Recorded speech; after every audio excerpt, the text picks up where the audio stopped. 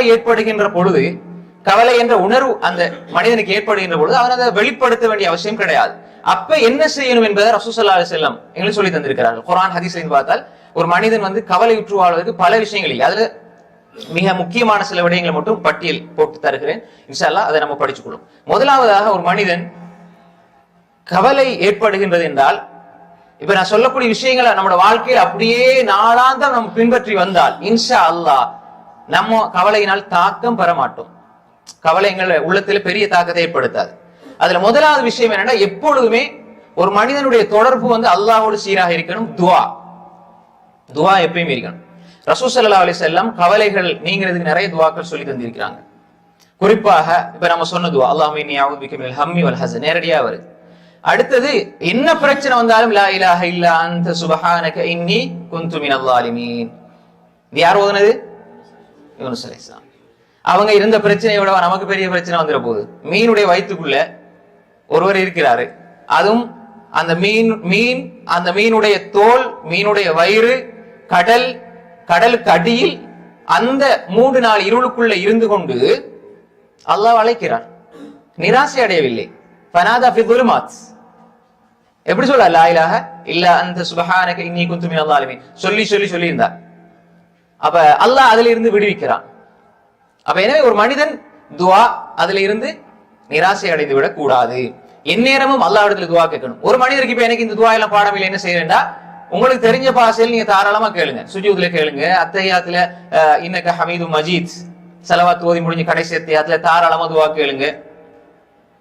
ஏன்னா ஒரு மனிதன் சுஜூதுக்கு போய்த்து துவா கேட்கிற பொழுது அக்ரப் மா யகூனுல் அப்து மின் ரப்பிஹி வ ஹுவ சாஜித், ரசூல் ஸல்லல்லாஹு அலைஹி வஸல்லம் சொன்னாங்க, ஒரு மனிதர் அல்லாஹ்வுக்கு மிக சமீபமாக இருக்கிற இடம் சுஜூத். அப்ப ஃபஅக்ஸிரு ஃபீஹி துஆ, அதில் நீங்க துஆவை அதிகப்படுத்துங்கள். ஃபகமீனுன் யுஸ்தஜாப லக்கும், அது துஆ ஏற்றுக்கொள்ளப்படுவதற்கு தகுதியான இடம், அது துஆ ஏற்றுக்கொள்ளப்படுறதுக்கு பொருத்தமான இடம் என்றாங்க ஸல்லல்லாஹு அலைஹி வஸல்லம். நிறைய பேர் சுஜூதுல துஆ கேட்கிறீங்களே, ஏன்னா எனக்கு அரபு தெரியான்னு சொல்றாங்க. உங்களுக்கு தெரிஞ்ச பாஷையில கேளுங்க. அப்ப அரபு தெரிஞ்சாதான் கேட்கிறோம்னா அல்லாஹ் தஆலா அரபிகளுக்கு மட்டும் இஸ்லாத்தை தந்திருக்கிறான் இல்ல. எங்கட தேவைகளை ரசூல் ஸல்லல்லாஹு அலைஹி வஸல்லம் கேளுங்க, அதிகப்படுத்துங்கன்னு சொன்னாங்க. ஏன் தேவை இந்த ரப்புல கேட்கறதுக்கு மொழி தடை அல்ல, தாராளமா கேட்கலாம். ரசூல் ஸல்லல்லாஹு அலைஹி வஸல்லம் தடை செய்யவும் இல்லை. அவ்வளவுதான். வேறொரு விதத்துல சொன்னாங்க, ஃபல் யக்தர் மினல் மஸ்அலதி மாஷா, அவர் விரும்பியதை கேட்கட்டும். சஅலன கேட்கிறது, நவாண்டா நினைக்கிறத பத்தி அங்க வரையில. சிலவங்க சொல்லுவாங்க, என்னடா எப்படி நீங்க கேட்பீங்க, தமிழ் வந்துடக்கூடாது தொழுகையில் அப்படின்னு சொல்லி. ரசூலா அனுமதிச்ச பிறகு நீ தடை செய்து நீ யாரு? நீயத்துனா நினைக்கிறத நம்ம சொல்றோம். முஸல்லி ஃபர்தன் அங்க நினைக்கணும், அத சொல்றோம், அது பிதஅத். ஆனா இங்க கேட்க சொல்றத நினைக்க சொல்றோம், மாறி விளங்கி வச்சிருக்கிறோம். நிறைய பேர் மாறி செய்யறாங்க. சஅலன கேட்கிறோம், அம்மா ஸாயில ஃபலா தன்ஹர், சாயில் ஒருவர் கேட்டால் நீங்க என்ன செய்ய, விரட்டாதீங்க. அப்படின்னா யாரு? சாயில்னா யாரு? யாசம் கேட்கக்கூடியவர். அப்ப எனவே சஅல என்ன சுவால் கேட்கிறது. அப்ப துஆ கேட்க வேண்டும். துஆ கேட்கின்ற பொழுது அல்லாஹ் என்ன செய்வான்? கவலைகளை நீக்க போதுமான. இரண்டாவதாக, வாழ்க்கையில என்ன செஞ்சாலும் சரி, என்ன இபாதத் செஞ்சாலும் சரி, எப்பொழுதுமே இஹ்லாஸ், உள தூய்மை இருக்கணும். இதெல்லாம் நான் சொல்லக்கூடிய விஷயங்கள்லாம் பெரிய பெரிய தலைப்புகள், ஒவ்வொன்றும் தனித்தனியா பேச வேண்டிய தலைப்புகள். இந்த தலைப்பு கருதி சுருக்கமா சொல்றேன். இன்ஷா அல்லாஹ் நீங்க எழுதி கொள்ளுங்க, இல்லைன்னா போறோம் நீங்க வீடியோ அப்லோட் பண்ணி போறோம், பார்த்து நோட்ஸ் எடுத்துக்கொள்ளலாம். இரண்டாவது அல் இஹ்லாஸ், உள தூய்மை. இந்த உள தூய்மை இல்லாததாலதான் இன்றைக்கு அதிகமாக வேற்று மதத்தில் உள்ளவர்கள், பிற மதத்தில் உள்ளவர்கள் அதிகமானவர்கள் ஒரு மனநோய், அதாவது மிக பெரிய கவலையும் மனக்குழப்பமும் மன அழுத்தம் பீடித்திருப்பதற்கான காரணம் இந்த இஹ்லாஸ் இல்லாததான், உள தூய்மை. பாருங்க, ஒரு முஃமின் எவ்வளவுதான் செஞ்சாலும் யாரு திட்டினாலும் கணக்கெடுக்க மாட்டான். ஏன் கூலி அல்லாஹ் இடத்துல இருக்கு. நபி ஸல்லல்லாஹு அலைஹி வஸல்லம் போய் சொல்றாங்க, நீங்க இஸ்லாத்துக்கு வா, உனக்கு வெற்றி கிடைக்கும்டா, உங்களை தவிர அல்லாஹ்க்கு வேற ஆள் கிடைக்க இல்லையா அப்படின்னு எப்படி இருக்கும்? எந்த சமூகம் சாதி கம்மின்னு சொல்லிச்சோ அந்த சமூகம் சொல்லுது, உங்களை தவிர வேற அல்லாஹ்க்கு ஆள் கிடைக்க இல்லையா அப்படின்னு எப்படி இருக்கும்? அப்ப ரசூல் ஸல்லல்லாஹு அலைஹி வஸல்லம் காட்டியிருந்த மிகப்பெரிய பாடம் என்னடா, இஹ்லாஸோட நீங்க செய்ய இல்லைண்டா நீங்க செய்யற அமல்கள் ஏற்றுக்கொள்ளப்படாத என்பதை தாண்டி உங்களை நீங்களே அழித்துக் கொள்கிற நிலை வரும். அதை நினைச்சு கவலைப்பட்டு இருப்பீங்க. இவ்வளவு செஞ்சுப்பா, நன்றி இல்லாம இருக்கிறாங்களே. அப்ப நீ அவனுக்கு செஞ்சா அவன்கிட்ட கூலியதான் நீங்க எதிர்பார்க்கணும். நான் அல்லாஹ்க்காக வேண்டி செஞ்சேன், நீ சொல்றது வேணா சொல்லு, நீ என்ன வேணாலும் சொல்லு, பிரச்சனை இல்லை. நீ ஓண்ட உள்ளம் ஏண்ட உள்ளம் எனக்கு தெரியும், உங்களோட உள்ளம் உங்களுக்கு தெரியும். அதனால நீங்க என்ன செஞ்சு கொள்ளணும், என்ன புரிந்து கொள்ளணும்டா, இஹ்லாஸ் இருந்தால் இப்போ எந்த ஒரு சொல் புகழ்ச்சியும் இகழ்ச்சியும் உள்ளத்துல தாக்கத்தை செலுத்தாது. ஒரு ஆள் புகழ்ந்த உடனே கொடரை தூக்கி வைப்பாங்க, அதே வார்த்தை சொல்லி புகழ்ந்தவன் அடுத்த நாள் சொல்லி இகழ்வான். அப்ப உடனே அப்படியே இறங்கும். புரியுதா? இன்றைக்கு நல்லா இருந்து சூப்பரா இருந்து அப்படி இப்படிங்குவாங்க. நாளைக்கு அதே மனிதர்கள் தான் மனிதர்களை புரிஞ்சு வரணும். அவ்வளவுதா. மனிதனுடைய திருப்தி என்பது அடைய முடியாத இலக்கு. அதை நோக்கி ஒரு மனிதர் போறானா அவன் பைத்தியனாக தான் இருப்பான். ஏன்னா அடைய முடியாத இலக்கு. இமாம்கள் சொல்லுவாங்க, மனிதனுடைய திருப்தி என்பது அடைய முடியாத இலக்கு. அப்ப எனவே அதை நோக்கி போறேன்னா ஒரு மனநலம் பாதிக்கப்பட்ட ஒருவராக தான் நிற்பார். அப்ப எனவே நாம் அல்லாஹ்வை நோக்கி செல்ல செல்ல செல்ல செல்ல உள்ளம் விரிவடையும். மனிதர்களை நோக்கி செல்ல செல்ல அப்படியே உள்ளம் சுருங்கும். புகழ்ச்சியும் இகழ்ச்சியும் தாக்கம் செலுத்தும். புகழ்ந்தால் மேல போவார், இகழ்ந்தால் கீழே வருவார். ஒரு சம அளவில் மனதை வைத்திருக்க மாட்டார். சரியா? அப்ப இஹ்லாஸ் என்பதுதான் ஒரு முஃமினுடைய மிகப்பெரிய சொத்து. அப்ப இஹ்லாஸோட ஒரு மனிதர் வாழ வாழ வாழ அவனுடைய உள்ளத்தில் இருக்கிற கவலைகள் நீங்கும் என்பதை நாம் புரிந்து கொள்ள வேண்டும். மூன்றாவதாக அத்தஃபக்குர் ஃபீ நிஅமில்லாஹ், அல்லாஹ்வுடைய நிஅமத்துகள், அற்புதங்கள், அருட்கொடைகள், கடாட்சதங்கள், இவைகளை பற்றி சிந்திக்க வேண்டும். ஒரு மனிதன் பாருங்க, நம்மள்கிட்ட இருக்கிற நிஅமத்துகள் இதுதானே. மனிதன் இருக்கிற நிஅமத்துகள் அல்லாஹ் கண் பார்வையுடைய இந்த நிஅமத்தை மட்டும் எடுத்து நீங்க ஆய்வு செஞ்சு நீங்க கொஞ்சம் தேடி பாருங்க. ஒரு நாள் முழுக்க தேடி பார்த்துட்டு சொல்லுவீங்க, இந்த கண்ணு தந்த அல்லாஹ்வுக்கு நான் நன்றி செலுத்துவதாக இருந்தா பிறந்ததுல இருந்து இறக்கும் வரை நெத்திய சஜதால வச்சா கூட அதுக்கு ஈடாகாது. அந்த அளவு பெரிய நிஅமத். ஒருவருக்கு உயிர் வாழணும் என்று சொல்லி ஒரு நிலை வருது, அவருக்கு இப்படி ஒரு நோய் வந்துருச்சு, இப்படி ஒரு நிலை வந்துருச்சுன்னு சொன்னா முழு கவனமும் முழு வாழ்க்கையும் அதுக்காக வேண்டிதான் இருக்கும். அதை சரி செய்வதெல்லாம் இருக்கும். அப்ப எனவே அது இலவசமாக கிடைத்திருக்கிறதுனால பெருமதி நமக்கு விளங்குது இல்லை. சில பொழுது நமக்கெல்லாம் 1000 அருள்களை தந்திருப்பான், அது நம்ம கண்ணுக்கே விளங்காது. யாரோ ஒரு ஆளை பார்த்து அவருக்கு ஏதாவது ஒண்ணு கொடுக்கப்பட்டிருக்கும், அதை நினைச்சு நம்ம என்ன செய்வோம்னா அவருக்கு அது கொடுக்கப்பட்டீங்கன்னு நம்ம நினைச்சு கவலைப்படுவோம். நமக்கு 1000 இருக்கு அவரை விட, ஆனா அதை பார்க்க மாட்டோம். வேற ஒரு ஆள்கிட்ட நமக்கு நம்மளை ஈர்த்த ஒன்றை பார்த்து நம்ம கவலைப்பட்டுக்கிட்டு இருப்போம். பாத்தீங்களா, அவர் அப்படி இருக்கிறாரு, இப்படி இருக்கிறாரு, நல்லா இருக்கிறார் அப்படின்னு சொல்லி அதை வச்சு கவலைப்படும். ஆனால் நமக்குள்ள இருக்கிற 1000 நியமத்தை பத்தி நம்ம யோசிக்க மாட்டோம். அல்லாஹ் சுவாசிக்கக்கூடிய அந்த தன்மையை நல்லா இலகுவாக ஆக்கி தந்திருக்கிறான். நல்ல குடிக்கக்கூடிய தண்ணீரை தந்திருக்கிறான். இன்னைக்கு தண்ணி இல்லாத எத்தனை இடங்கள், சாப்பிடுறதுக்கு எத்தனையோ சாப்பாடு இல்லாத இடங்கள், மருந்து நமக்கு கிடைக்கிற மருந்து வகைகள் கிடைக்கும், எத்தனையோ மருந்து இல்லாத இடங்கள்.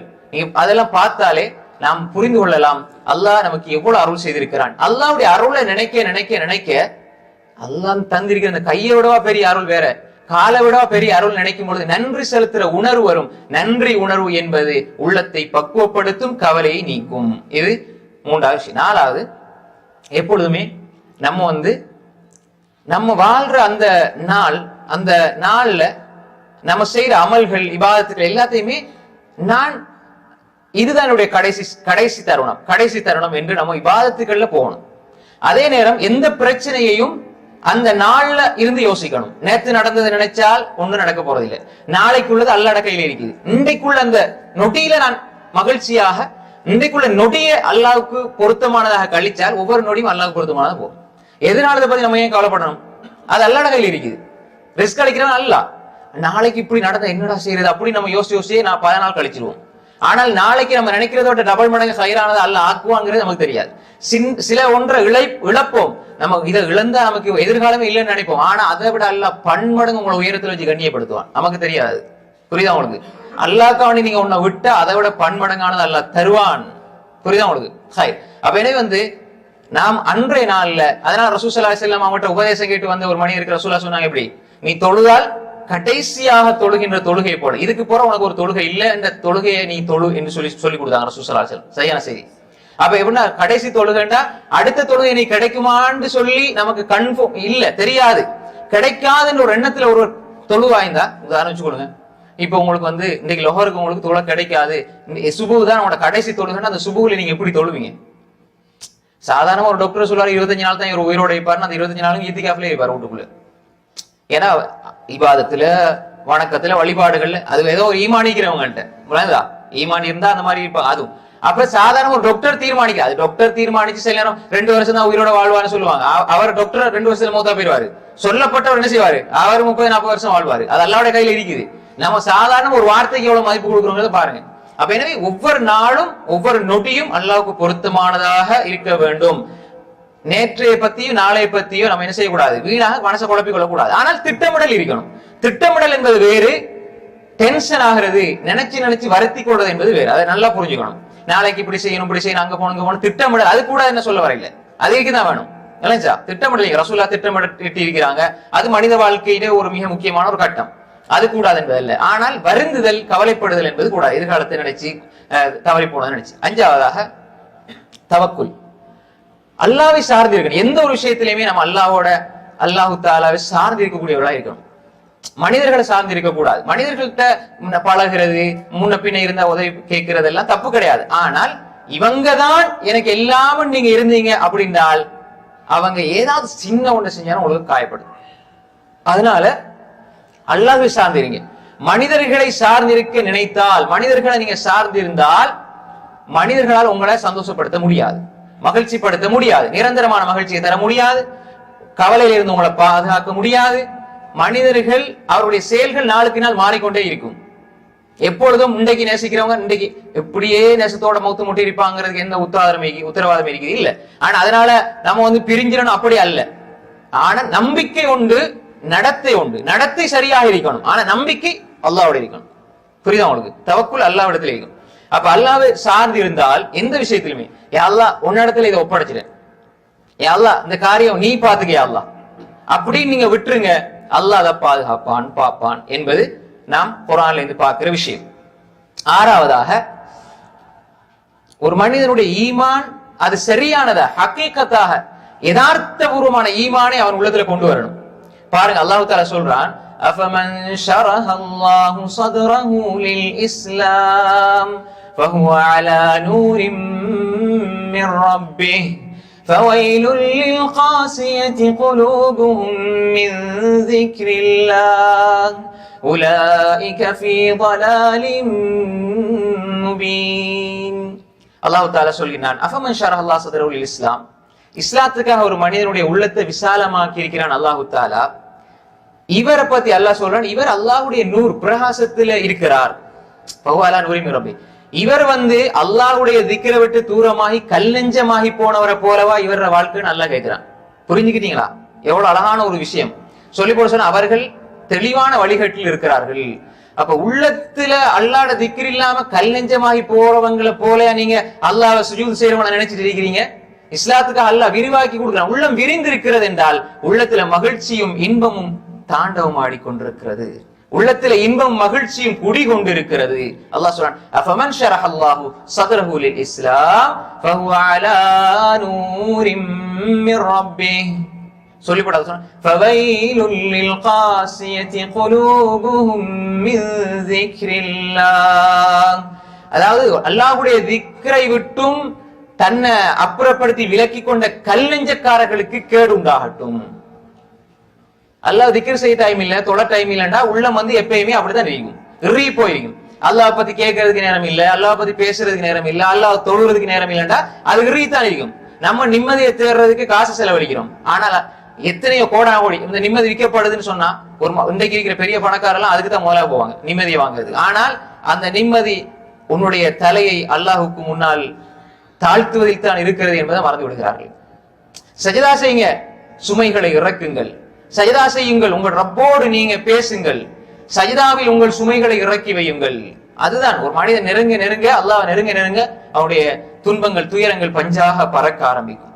சூரா ஜுமர் 22வது வசனத்தில் அல்லாஹ் தஆலா இதை சொல்றான். ஏழாவதாக, ஒரு மனிதனுடைய வாழ்க்கையில அஸ்ஸபர் வ தஹம்முல், பொறுமை இருக்கணும். பொறுமை என்பது வாழ்க்கையினுடைய மிக அடிப்படை. பொறுமையினால் அல்லாஹ்வுடைய உதவியை பெற்றுக் கொள்ளலாம். பொறுமை சம்பந்தமா நம்ம பேசுறோம், அடிக்கடி பேசுற விஷயங்கள் தான். ஆனா வாழ்க்கையில ஒரு மனிதன் கவலை இல்லாம இருக்கிறதுக்கு அடிப்படை பொறுமையும் ஒரு அடிப்படையான ஒரு அம்சம். ஏனென்றால் பொறுமை இருந்தால் அல்லாஹ்வுடைய உதவி இருக்கிறது. யா அய்யுஹல்லதீன ஆமனு ஸ்தஈனு பிஸ்ஸப்ரி வஸ்ஸலாஹ் இன்னல்லாஹ மஅஸ் ஸாபிரீன். வஸ்தஈனு பிஸ்ஸப்ரி வஸ்ஸலாஹ் وَإِنَّهَا لَكَبِيرَةٌ إِلَّا عَلَى الْخَاشِعِينَ. ஈமான் கொண்டவர்களே, தொழுகை கொண்டும் பொறுமை கொண்டும் தொழுகை கொண்டும் நீங்க உதவி தேடுங்கள். அல்லாஹ் சாபிரீன்கள் பொறுமையாளர்களோடு இருக்கிறான். அல்லாஹ் உங்களோட இருந்தால் அல்லாஹ் உங்களுடைய உதவி, அல்லாஹ் உங்களுக்கு அவனுடைய உதவி தந்து கொண்டே இருப்பான். நீங்க பொறுமை கொண்டும் தொழுகை கொண்டும் உதவி தேடுங்க. அது உள்ளச்சத்தோடு இருப்பவர்களை தவிர அடுத்தவங்களுக்கு அது பெரிய ஒரு விஷயமா இருக்கும். வைனஹால கபீரத்துன் இல்லா அலல் ஹாஷியீன். அப்ப பொறுமையோடு இருந்து நீங்க தொழுகையில அல்லாஹ்விடத்துல உதவி தேடுற மாதிரி, தொழுகை மூலமாக அல்லாஹ்விடத்துல உதவி தேடுற மாதிரி ஒரு மனிதன் பொறுமையோடு இருந்து அல்லாஹ்விடத்துல உதவி தேடுகின்ற பொழுது அல்லாஹ் உதவி செய்வான். அல்லாஹ் அவனோடு இருக்கிறான்டா அல்லாஹ் உதவி செய்யக்கூடியவனாகவே இருப்பான். எட்டாவதாக சாலிஹான அமல்கள்ல நாம் தொடர்ச்சியாக இருக்க வேண்டும். நிறைய பேர் சாலிஹான அமல்கள் செய்யறது தான், ஆனா விட்டு விட்டு நிறைய பேர் என்ன செய்யா அல்லாஹ்வை நெருங்குறதுக்கு டைம் வச்சிருக்கிறோம். அதுக்கு என்ற நண்பர்கள் என்னோட இருக்கக்கூடாது. அப்படி இருந்தா நமக்கு நண்பர்களோட இருக்கதான் முக்கியம் நினைப்போம். ஃபேமிலி எங்களோட இருந்தா ஃபேமிலி தான் முக்கியம் நினைப்போம். அதே மாதிரி எங்களுக்கு யாரா பிடிச்சவங்க இருந்தா அவங்களோட இருக்கிறது நமக்கு நெருக்கமானது நல்லது நினைச்சிட்டு இருக்கிறோம். அது இல்லாட்டி யாரும் இல்லையே பள்ளி போறோம், அல்லது அங்க போய் திக்ர் செய்வோம், அல்லது குர்ஆன் எடுத்து யாரும் இருந்தா நம்முடைய குர்ஆன் ஓதல், திலாவத், கல்வி, திக்ர் இல்ல. யாரா நெருக்கமானவங்க இருந்தா அது இல்லன்னு சொன்னால் என்ன செய்யறது? நாம இபாதத்துக்கு போதும். அப்படி இல்ல, யார் இருந்தாலும் இல்லை என்றாலும் என்னுடைய வணக்கம் வழிபாடுகள் எந்த குறையும் இருக்காது அப்படின்னு ஒரு மனிதன் வாழ்ந்தால் எந்த பிரச்சனையும் அவனுக்கு ஏற்படாது. மனசுல பெரிய தாக்கம் கவலை என்ன செய்யாது, ஏற்படுத்தாது. அதிகமாக இந்த அமல் சாலிகளை இல்மு ஷராய் மார்க்கத்தை படிக்கிறது அடிப்படையான ஒரு அமல் சகோதரிகளே. நிறைய பேர் நினைச்சிருக்கீங்கன்னா பயான் கேட்கறது தானே, கிளாஸுக்கு போறதானே, இது எப்பயும் கேட்கலாம், யூடியூப்லயும் கேட்கலாம் அப்படின்னு நினைக்கிறேன். அப்படி இல்லை சகோதரிகளே. அந்த இடத்துல மலக்குமார சுகபத்தில இருந்து கேட்கும் பொழுது இருக்கிற தாக்கம் உங்க யூடியூப்லயோ போன்லயோ கேட்கறது கிடைக்கவே கிடைக்காது. புரியுதா உங்களுக்கு? மலக்குமார சுகபத்தில இருந்து அல்லாஹ்வை பற்றி பேசுறத கேட்கிறது, எல்லா மக்கள் ஒன்று சேர்ந்து இருக்கிறது, இதே ஒரு அரசியல் நிலையில பெற்றுத்தார ஒரு அமல். புரியுதா உங்களுக்கு? ஒன்று சேரது நீங்க கேட்டது இல்ல. இதுல நீங்க விளங்காம சும்மா உட்கார்ந்து இருந்தா கூட ரசூலா என்ன சொன்னாங்க? ஹதீசுல், அதாவது ஒரு ஹதீஸ், நீண்ட ஹதீஸ்ல அதாவது நீண்ட ஹதீஸ் உள்ளவர்கள் அவர்களோடு உட்கார்ந்து இருப்பவர் கூட என்ன செய்ய மாட்டாரு, பாவியாக மாட்டார், துர்ப்பாக்கிய நிலை அடைய மாட்டார், சும்மா கடந்து போறவர் கூட. அப்படி இருக்கும்போது உட்கார்ந்து இருந்து கேட்கிறவங்களுக்கு அல்ல எவ்வளவு அறம் செய்வான். உங்களுக்கு புரியுதா? இந்த இடத்துல ஒரு சம்பவம் ஞாபகம் வருது. இல்மு ஷராய் நம்ம என்ன செய்யணும்னா அதிகமா படிக்கணும். அது அதிகமா என்ன செய்யணும், படிக்கணும். அதுல எப்படி நம்ம தொடர்பு வச்சு கொண்டே இருக்கணும். இல்லைன்னு சொன்னால் இப்ப நம்ம என்ன செய்யணும், போன் சார்ஜ் இல்லாம போனா என்ன செய்ய, உடனே சார்ஜ் போடுறோம். ஏன்னா அது தேவைங்கிற உணர்றோம். நம்முடைய ஈமான் கூடும் எப்ப தெரியுமா? அல்லாஹ் பத்தி பேச பேச கேட்க தான் ஈமான் கூடும். சஹாபாக்கள் என்ன செய்வாங்க, ரசூலுல்லாஹ் இருக்கும்போது ஈமான் கூடுற நிலையை பார்ப்பாங்க, வீட்டுக்கு வந்தா குறையும், உடனே ரசூலுல்லாஹ் ஓடிடுவாங்க. நம்ம என்ன நினைக்கிறோம், அப்படி இல்ல, அது மாசத்துக்கு பிறகு கேட்டுக்கும். அப்படி அல்ல சகோதரர்களே. நம்ம எந்நாளும் எப்பொழுதும் அது வச்சுக்கொண்டே இருக்கணும். அதே மாதிரி கஸரத்து திக்ரில்லா, அல்லாஹ் அதிகம் திக்ர் செய்யணும். அதே மாதிரி நபி ஸல்லல்லாஹு அலைஹி வஸல்லம் மீது ஸலவாத்து சொல்வதன் மூலமாக கவலைகள் நீங்கும் என்பது ஹதீஸ், சஹீஹான ஹதீஸ். அதே மாதிரி நபி ஸல்லல்லாஹு அலைஹி வஸல்லம் மீது ஸலவாத் அதிகமா சொல்லணும், பொருள் உணர்ந்து சொல்ல வேண்டும். அதே மாதிரி குர்ஆனை சிந்தனையோடு ஓதணும், குர்ஆனை சிந்திச்சு ஓதணும். அல்லாஹ் என்ன சொல்றான், அடுத்து அல்லாஹ் என்ன பேசுறான், அடுத்து அல்லாஹ் என்ன பேசுறான், சிந்தனையோட குர்ஆனை ஓதணும். அதே மாதிரி அதிகமாக இஸ்திக்ஃபார் செய்யணும். அதே மாதிரி நவாஃபில் உஃபரியான வணக்கங்கள், ஜகாத் கொடுக்கிறதோ நிறுத்திக் கொள்ளாம சதகா செய்யக்கூடிய தன்மை, ஃபர்லான தொழுகையோடு நிறுத்திக் கொள்ளாம சுன்னத்தான தொழுகைகள், நவாஃபில்களை உருவாக்கி கொள்ள வேண்டும். அதே மாதிரி தொழுகையில் உள்ளட்சத்தை ஏற்படுத்த முயற்சி செஞ்சு கொண்டே இருக்கணும். தொழுகை என்பது வேறு, தொழுகையில் உள்ளட்சம் என்பது வேறு. நிறைய பேர் தொழுகிறாங்க, ஆனால் அவருடைய தொழுகைக்கும் அவருக்கும் சம்மந்தமே இல்லை. தொழுகையில் நம்ம உள்ளட்சத்தோட தொழக்கூடியவர்களாக இருக்கணும். அதே மாதிரி தான தர்மங்களை கொடுக்கக்கூடியவர்களாக இருக்க வேண்டும். அல்லாஹு தஆலா சொல்கின்றான், وَلَقَدْ نَعْلَمُ أَنَّكَ يَضِيقُ صَدْرُكَ بِمَا يَقُولُونَ فَسَبِّحْ بِحَمْدِ رَبِّكَ وَكُن مِّنَ السَّاجِدِينَ وَاعْبُدْ رَبَّكَ حَتَّى يَأْتِيَكَ الْيَقِينُ. நபி ஸல்லல்லாஹு அலைஹி வஸல்லம் பார்த்து அல்லாஹ் சொல்றான், வலகத் நஅலம், நாங்க அறிந்திருக்கிறோம், அன்னக யதீகு ஸதுருக பிமா யகூலூன், அவர்கள் சொல்ற வார்த்தைகள், அவங்க பேசுற மோசமான வார்த்தைகளால உங்களோட உள்ளம் நெருக்கடிக்கு உள்ளாக்கப்படுகிறது என்பதை நாங்கள் அறிந்திருக்கிறோம் நபியே என்று சொல்லிவிட்டு அல்லாஹ் சொல்றான், ஃபஸப்பிஹ் பிஹம்தி ரப்பிக், அந்த உள்ளத்தினுடைய நெருக்கடி நீங்க வேண்டும் என்றால் அல்லாஹ்வை தஸ்பீஹ் செய்யுங்கள். வகும் மினஸ் சாஜிதீன், சஜ்தா செய்வர்களோடு ஆகிவிடுங்க. பாருங்க, கவலை ஏற்பட ஏற்பட ஏற்பட நீங்க தஸ்பீஹ் செய்யுங்க. அல்லாஹ் சொல்றான், சொல்லி போட்டு வஅபுது ரப்பக ஹத்தா யஅதியகல் யகீன், மரணம் வரும் வரை அல்லாஹ்வை வணங்கிக் கொண்டே இருங்க. மரணம் வரும் வரை இபாதத்திலே இருக்கணும். இபாதத் பல்வேறுபட்ட இபாதத்துக்குள்ள வாழ்க்கையை நீங்க கழிக்க ஆரம்பிச்சால் கவலை அல்லாஹ் நீக்குவான். உள்ளத்தில் இருக்கிற நெருக்கடிகளை அல்லாஹ் நீக்குவான் என்பது அல்லாஹ் சூரா ஹிஜ்ருடைய 97, 98, 99 வசனத்தை சொல்றான்.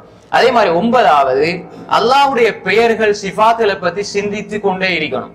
நம்மளோட வாழ்க்கையில் இதெல்லாம் கொண்டு வரணும் சோதர்களே. நம்ம நினைச்சிட்டு இருக்கிற இபாதத்துங்கிறது சுருக்கமாக நினைச்சிட்டு இருக்கிறோம். அன்றாட 5 நேரம் தொழுதுட்டேன் பாத்தீங்களா, எவ்வளவு இபாதத் செய்யறேன்னு நினைச்சிட்டு இருக்கிறோம். அப்படி இல்லை, அல்லாஹ் பத்தி சிந்திங்க.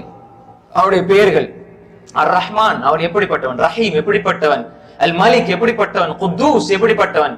வல்லாஹ் والله الذي لا إله إلا هو عالم الغيب والشهادة هو الرحمن الرحيم هو الله الذي لا إله إلا هو الملك القدوس السلام المؤمن المهيمن العزيز العزيز الجبار المتكبر سبحان الله عما يشركون.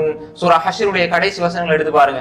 அல்லாஹ் எப்படி தன்னை பத்தி சொல்றான். இதை யோசிங்க, சிந்திங்க. அல்லாஹ்வுடைய வல்லமைகள், குத்ரத், அவன் காலிக், அவன் பாரி, அவன் முஸவ்விர், அல் கஃபார், பாவங்களை மன்னிக்க கூடியவன்.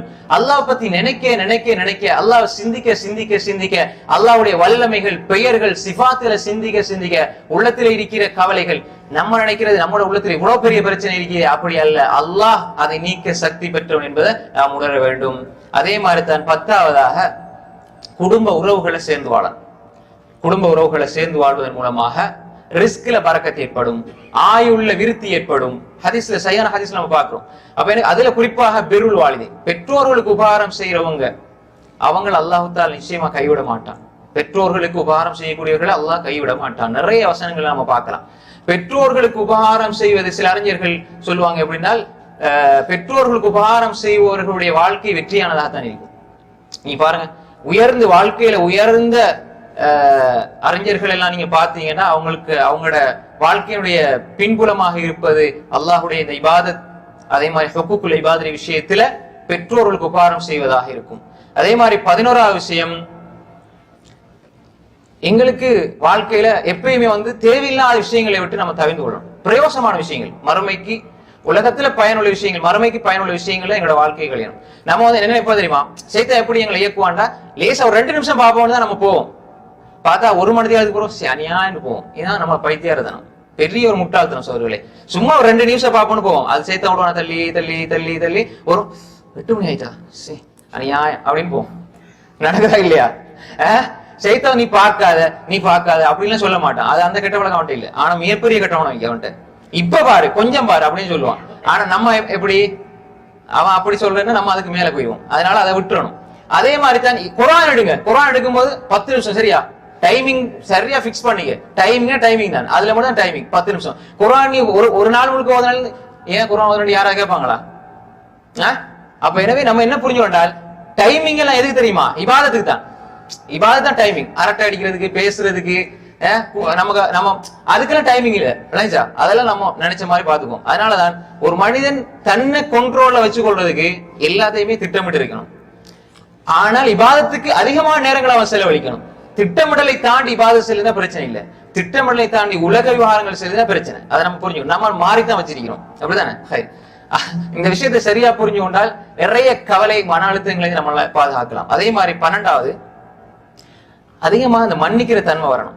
நிறைய மக்கள் நம்ம பார்க்க இல்ல, மாஷா அல்லாஹ், பழைய விஷயங்கள், நிறைய சின்ன சின்ன விஷயங்கள், பழைய விஷயங்கள் எல்லாம் உள்ளத்துல அப்படியே புதைச்சு வச்சுக்கிட்டு சந்தர்ப்பம் கிடைக்கும் எல்லாம் சொல்லிக்கிட்டீங்க, குத்தி காட்டிப்பான். குடும்ப உறவுகள் நீங்க பாப்பீங்க, ஒரு 25 வருஷத்துக்கு முன்னால உள்ளதையெல்லாம் எடுத்துட்டு, நீங்க தெரியாத அவங்கள பத்தி, உங்களோட வாப்பா அம்மா, அவர் நல்லா இருப்பார், இப்ப கபரு குளிக்கிற வாப்பா அம்மா பத்தி எல்லாம் இழுத்து நீ எப்படிப்பட்டன்னு சொல்லிடுவாங்க. அப்படி சொல்லக்கூடாது. இப்ப நடக்குதா மன்னிச்சிருங்க, மறந்துங்க, அதோட விட்டுருங்க. அதுக்கப்புறம் புது லைஃப் தான். புரியுதா உங்களுக்கு? ஏதாவது பழசு நடந்தது, நாம இப்படிதான் நடந்தது, நான் மன்னிச்சுட்டேன், மறந்துட்டேன், முடிஞ்சு, அவ்வளவுதான். சில உங்களை தொந்தரவு பண்ணி வேணுமே டிஸ்டர்ப் பண்ணிருந்தா கொஞ்சம் ஒதுங்கிறீங்க. தொடர் பேசுற அஸ்லாம் வலைக்கும் சுகமாக்கிறீங்களா, அதுக்குன்னு வெறுக்கிறதல்ல. நிறைய பேர் ஒதுங்கிறீங்கன்னு சொல்ல வெறுக்கிறது கூடாது. மார்க்கத்துல சும்மா உலக விவகாரங்களுக்காண்டி வெறுக்கிறது கூடாது. வெறுப்புங்கிறது வெறுக்க அது நம்மளை நாங்களே வெறுக்கிற அளவுக்கு ஒரு மனநோயாக ஆக்கி விட்டுரும். வெறுப்பு என்பது அடிப்படையில் ஒரு மனநோய் தான். அது கூடும் பொழுது மனிதனையே வெறுக்க வேண்டி வந்துடும், தன்னைத்தான் வெறுக்க வேண்டிய ஒரு நிலைக்கு அது வந்துடும். ஹைர். அப்ப எனவே மன்னிக்கிற தன்மை ஒரு மனித உள்ளத்துல வந்துட்டால் மன்னிப்பு மனிதனை மகத்துவப்படுத்தும். ஒருவர் மன்னிக்கிறதுனால அவருடைய கண்ணியத்தை அல்லாஹ் கூட்டுவான், பணிந்து போறதுனால அல்லாஹ் அவரை உயர்த்துவான் என்பது ஹதீஸ். தானே? அப்ப நம்ம மன்னிச்சா நினைக்கிறேன்டா நான் எவ்வளவு பெரிய நான் மன்னிக்கிறதா, நம்மட தரம் என்ன, நம்மட இமேஜ் என்னன்னு தான் பார்ப்போம். அப்படி அல்ல. என்ன இமேஜ் எப்படி இருந்தாலும் ரசூலுல்லாஹி ஸல்லல்லாஹு அலைஹி வஸல்லம் பெரிய ஆளா நாங்க இல்ல. மன்னிக்கணும். மன்னிப்பதனால் நீங்க உங்களுக்கு செய்யற பெரிய அருள் என்ன தெரியுமா? மறக்கிறதுனால் நீங்க உங்களுக்கு செய்யற பெரிய அருள் என்ன தெரியுமா? நீங்க உங்களோட உள்ளத்தை சந்தோஷமா வச்சுட்டீங்க. பிறருடைய குறைகள் என்பது குப்பைகள், அதையும் உங்களோட உள்ளம் என்ற பூந்தொட்டியில கொண்டு போடுறீங்க. அவன் அப்படி செஞ்சான், இவன் இப்படி செஞ்சான், அவன் குறை அப்படி எல்லாத்தையும் கூட அந்த குப்பைகள் அழுக்குகளை தூக்கி உங்களோட உள்ளத்துக்கு போட்டு நீங்க நிரப்பிக்கிட்டு உள்ளம் அப்படி கவலையில இருக்கு, பிரச்சனை இருக்குன்னு சொல்றீங்க. அப்படி அல்ல. நானும் தான் நீங்களும் தான். அதை விட்டுறணும். இது 12வது விஷயம். 13வது பிறரை சந்தோஷப்படுத்த முயற்சி செய்யுங்க. நிறைய பேருக்கு ஆசை என்னன்னா அவனை எப்படியாவது இன்றைக்கு எப்படியாவது அவனை டென்ஷன் ஆக்கி விட்டுறணும், எதையாவது ஒன்ன தூக்கி போடுறது காலையில, அதோட அவன் முடிஞ்ச நாள் முழுக்க இந்த அந்த அவர் இப்படி என்னன்னா நாள் முழுக்க அதே யோசனை. வார்த்தையாலும் ஒவ்வொரு விஷயங்களையும் மனுஷனை சந்தோஷப்படுத்த பாருங்க. யார கண்டாலும் சலாம் சொல்லுங்க, புன்னகைத்த முகத்தோட சந்திங்க, அஸ்ஸலாமு அலைக்கும் வரஹ்மத்துல்லாஹி வபரகாத்துஹு சொல்லுங்க, அவங்க சலாம் சொன்ன பதில் சொல்லுங்க. அதே மாதிரி அவங்களுக்கு துஆ செய்யுங்க. முகத்துக்கு முன்னால நல்லா இருந்து போட்டு பின்னால அவங்கள பத்தி தப்பா தவறா பேசுறது அது முனாஃபிக்தனம். அது மட்டும் அல்ல, அதனால் பாதிப்பு யாருக்குன்னா மறுமையில சந்திக்கும் போது வழங்கும். புரியுதா உங்களுக்கு? நீங்க நினைப்பீங்கன்னா பாருங்க எவ்வளவு நல்லா இருக்கிறாரு பேசும்போது, ஆனா பின்னுக்கு நம்மளை பத்தி தப்பா பேசுறாரு, இது மறுமையில நல்லா பாத்துக்கோ. நம்ம அதை பத்தி பார்க்க வேண்டிய அவசியம் கிடையாது. நான் நல்லா இருக்கிறேன் அல்லாஹ்வுக்காக வேண்டி, நீ நல்லா இருந்தாலும் சரி நல்லா இல்லாட்டியும் சரி, நீ என்னோட எப்படி நடக்கிறா என்பதை வச்சு நான் நடக்க மாட்டேன். என்னுள் இருப்பதை நான் வெளிக்காட்டுகிறேன், உன்னுள் இருப்பதை நீ வெளிக்காட்டுகிறாய். உன்னுள் இருப்பதை வைத்து நான் வெளிக்காட்ட வேண்டிய அவசியம் எனக்கு கிடைக்காது. ஏன்னா எனக்கு அல்லாஹ் ரசூல் இப்படித்தான் சொல்லி தந்தாங்கன்னு வாழ்ந்துட்டு பாருங்க, எந்த கவலையுமே வராது. எனவே மனிதர்களை மகிழ்ச்சிப்படுத்துறது அல்லாஹ்வுக்கு மிக விருப்பமான ஒரு அமல் ரசூல் ஸல்லல்லாஹு அலைஹி வஸல்லம் சொன்னாங்க. அதனால மனிதர்களை மகிழ்ச்சிப்படுத்தினால் உங்களோட உள்ளத்தை அல்லாஹ் மகிழ்ச்சிப்படுத்துவான். அதே மாதிரி தான் 14வது பாவங்கள் இருந்து அதிகமா தௌபா செய்யணும். தௌபாவுடைய வாழ்க்கையை நம்ம என்ன செய்யணும்? யா அல்லாஹ் என்ன மன்னிச்சிரு அப்படின்னு அதிகமா தௌபா செய்யணும். ஒவ்வொரு நாளும் இஸ்திக்ஃபார் தௌபா எங்களோட வாழ்க்கையில இருக்கணும். நம்ம துஆ கேட்டு யோசிச்சு பார்ப்போம், எப்படா துஆ கேட்டோம், கடைசியா துஆ கேட்டு எப்ப அப்படின்னு. நிறைய பேர் இல்ல மாஷா அல்லாஹ் எப்பயுமே துஆ கேட்டிக்கிறவங்க இருப்பாங்க. என்ன டைம் கிடைச்சா யா அல்லாஹ் என்ன மன்னிச்சிரு, யா அல்லாஹ் என்ன மன்னிச்சிரு, யா அல்லாஹ் அப்படி இருக்கக்கூடியவங்களும் இருக்கிறாங்க, இல்லாம இல்ல. அதே நேரம் கையேந்தி துஆ கேட்டு அல்லது சுஜூதுல துஆ கேட்டு அல்லது அல்லாஹ்ட்ட துஆ கேட்டு நிறைய நாட்கள் கடந்திருக்கு. அப்ப எனவே தௌபா பாவம் என்பது மனிதனுடைய உள்ளத்தில் இருக்கக்கூடிய பெரிய சுமைகள். தௌபாவை கொண்டு அழித்து விடுங்கள், அதை இல்லாமல் ஆக்கி விடுங்கள். தௌபாவை கொண்டு நீங்க அழிச்சீங்கன்னா உள்ளத்துல அந்த பாவங்கள் கவலைகளை என்ன செய்யாது, உண்டாக்காது. அதனால அறிஞர்கள் சொல்லுவாங்க அப்படின்னா, உங்களுக்கு ஒரு கவலை தொடர்ந்து இருந்து கொண்டே இருக்குது, அதே நேரத்தில் நீங்க ஒரு பெரிய பாவத்தையும் அந்த சமகாலத்துல செஞ்சுட்டு இருக்கிறீங்கன்னா எதை நீங்க பெருசா நினைச்சு செய்றீங்களோ அந்த பாவத்தை விட்டுருங்க, அப்ப உங்களோட அந்த கவலையும் நீங்கும்னு சொல்லுவாங்க. புரியுதா உங்களுக்கு? ஏன்னா பாவம் செய்ய செய்ய மனசுல கவலை ஏற்படும். நம்ம கவலையை நீக்கிறதுக்கு வேற வழிக்கு போவோம், ஆனா அந்த பாவம் தான் கவலை உண்டாக்குது என்பதை நம்ம என்ன செய்வோம், புரிந்து கொள்ள மாட்டோம். பாவங்கள் உள்ளத்தை என்ன செய்யும், மாசி பாவங்கள் உள்ளத்தை மரணிக்க செய்துவிடும் என்பதாக அறிஞர்கள் சொல்வார்கள். அதே மாதிரி தான் 15வது ஷைத்தானுடைய வஸ்வசாக்கள் இருக்குதானே, அதாவது ஊசலாட்டங்கள். இது நிறைய பேருக்குள்ள பெரிய பிரச்சனை. எப்பொழுதுமே உள்ளத்துல ஊசலாடிக்கிட்டே இருக்கும். அது அப்படித்தானோ, இது இப்படித்தானோ, அவர் அப்படித்தான் சொன்னாரோ, இவர் இப்படித்தான் சொன்னாரோ, அது அப்படித்தான் நடந்திருக்குமோ, இது இப்படித்தான் நடந்திருக்குமோன்னு சும்மா கற்பனை. இது உள்ளத்துல இருந்தா எப்பயுமே மன அழுத்தத்தோட மனக்குழப்பத்தோட தான் இருப்பீங்க. இதை விட்டுருங்க. எந்த விஷயமாக இருந்தாலும் எதுவும் நிரந்தரம் இல்லை. எதையுமே கண்டுகொள்ளாம கடந்து போயிட்டு உங்களை மதிச்சா மதிங்க, கண்ணியப்படுத்தினால் கண்ணியப்படுத்துங்க, கண்ணியப்படுத்தினால் கண்ணியப்படுத்துங்க. ஏனென்றால் ஒரு முஃமின் அடுத்த முஃமினோட சங்கியாக இருப்பான். அவன் குணத்தை வெளிப்படுத்த வேண்டும். அதே மாதிரி பின்னால நடக்கிறது அல்லது ஒருத்தர் சிந்திக்கிறது, ஒருத்தர் நின்று யோசிப்பாரு, இவர் போறவரு என்ன பத்தி யோசிக்கிறானோ, அப்படியெல்லாம் நினைக்க ஆரம்பிச்சால் நீங்க சந்தோஷமா வாழ முடியாது. எனவே வீணான மனக்குழப்பங்களை விட்டு ஷைத்தான் அதை உண்டாக்குவான். யுவஸ்விஸ் பி சுதூரின் நாஸ், மனித உள்ளங்கள்ல ஷைத்தான் செய்வான், வீண் குழப்பங்களை உண்டாக்குவான். அதை புறக்கணிச்சால் என்ன செய்யலாம், மன நிம்மதியோடு சந்தோஷமாக வாழலாம். இதெல்லாம் குர்ஆன் ஹதீஸினுடைய என்ன சாறுகள் தான். 16வது எப்பொழுதும் ஹுஸ்னுத்தன் பில்லாஹ், அல்லாஹ்வோடு நல்லெண்ணம் கொள்ள வேண்டும். அல்லாஹ்வோடு நல்லெண்ணம் கொள்ளக்கூடியவர்களாக இருக்கணும். அப்படின்னா அல்லாஹ் தாலா எனக்கு நல்லது தருவான், அல்லாஹ் எனக்கு உதவி செய்வான், அல்லாஹ் என்ன கைவிட மாட்டான் என்ற அந்த நல்லெண்ணம் என்கிட்ட எப்பொழுதுமே இருக்க வேண்டும். அப்படி இருந்தா எல்லாமே கைராம். நம்ம எப்படி அல்லாஹ் பத்தி நினைக்கிறோமோ அவன் அப்படிதான் எங்களோட நடப்பான் என்பது ஹதீஸுல் குத்ஸி. அப்ப நாம் அப்படி இருக்க வேண்டும். 17வது நமக்கு என்ன பிரச்சனை, கவலை, துன்பம், துயரம் எது வந்தாலும் எங்களை விட கவலைக்குள்ளானவங்க இருப்பாங்களே அவங்கள பாருங்க. அவருக்கு கையும் இல்ல காலும் இல்ல ஆனா சந்தோஷமா இருப்பாரு, ஒரு கண் பார்வை இருக்காது ஆனா சந்தோஷமா இருப்பார். நம்ம என்ன செய்யணும், சின்ன லேச கண்ணுல கீறுபட்டாலே அல்லது ஏதாவது நடந்தாலே அதை யோசிச்சு இருப்போம். அப்ப எங்களை விட சோதனைக்குள்ளாக்கப்பட்டவங்க, அதனால அதை பார்த்து சந்தோஷப்படணும் அல்ல, நீங்க அதை பார்த்தால் உங்களுக்கு கவலை வராது. அவ்வளவுதான். அப்ப எனவே அப்படி நாம் பார்க்க வேண்டும். 18வது, எப்பொழுதும் இந்த துனியாவுடைய அற்பத்தன்மை தானே அதை புரிஞ்சு கொள்ளணும். இந்த துனியா ஹகாரா, ஒரு அற்பமானது. இந்த துனியாவுல அல்லாஹ் தஆலா ஒரு 60-70 வருடம் வாழ்க்கையை தந்திருக்கிறான். இதுல நம்ம எவ்வளவுதான் இருந்தாலும், என்னதான் குடும்ப உறவு சொந்தம் பந்தம் இருந்தாலும் மௌத்தாயிட்டோம்னா எங்கட அமல் தான் எங்களை பாதுகாக்கும். அப்ப இந்த உலகத்துல நான் எதுக்காக வாழணும், அல்லாஹ்வுக்காண்டி வாழணும்.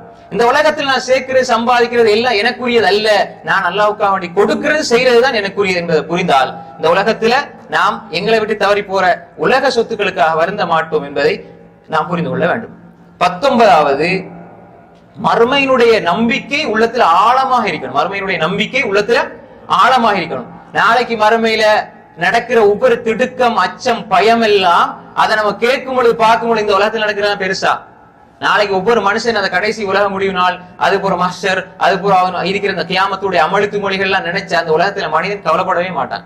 ஏன்னா அவன் இலக்கையெல்லாம் எல்லாம் திருப்திப்படுத்துறதாக இருக்கும். அப்ப எனவே மறுமையை பற்றி சிந்திக்கணும், அதுல நம்பிக்கை வரணும். முழுமையான நம்பிக்கை வச்சால் இந்த உலகத்தில் இருக்கிற துயரங்கள், துன்பங்கள் உங்களை கவலைக்கு உள்ளாக்காது.